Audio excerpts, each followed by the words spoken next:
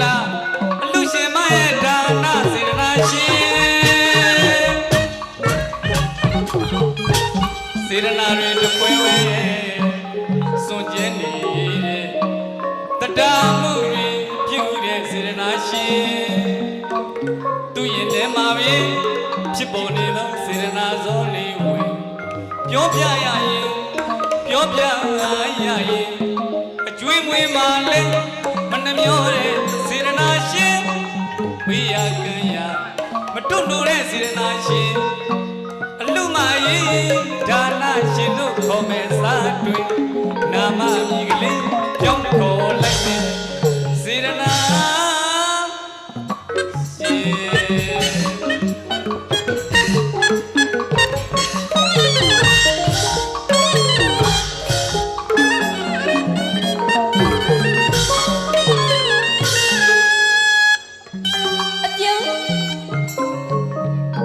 စေတနာတွေလောဘကြီးလို့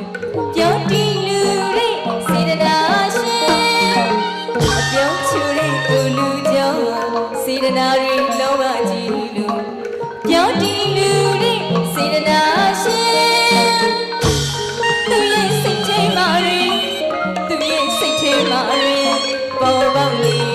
တဲ့စေတနာထက်သန်နေတဲ့အသွင်အရှုပ်လက်အမျက်မရွေးစားသူလာရင်ကျွေးမွေးတောင်းသူလာရင်ပေးကမ်းခြင်းစေတနာရှင်စေတနာရှင်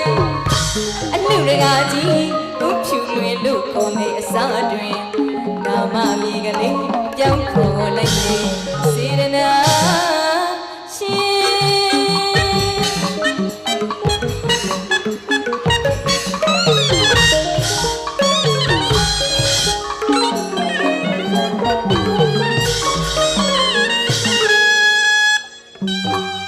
မပြုတ်မပြင်းပင်ကိုလာအလူရှင်မရဲ့ဒါနစေတနာရှင်စေတနာတွေတပွဲဝဲစွန့်ကြဲနေတဲ့တတာမှုတွေပြုတ်တဲ့စေတနာရှင်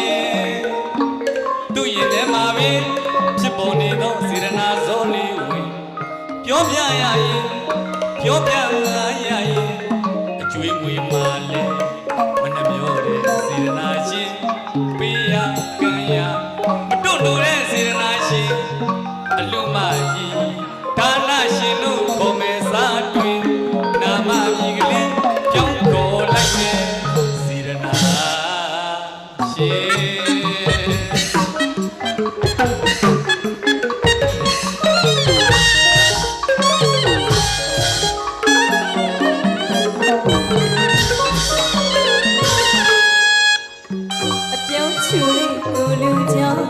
စေတနာတွေလောဘကြီးလို့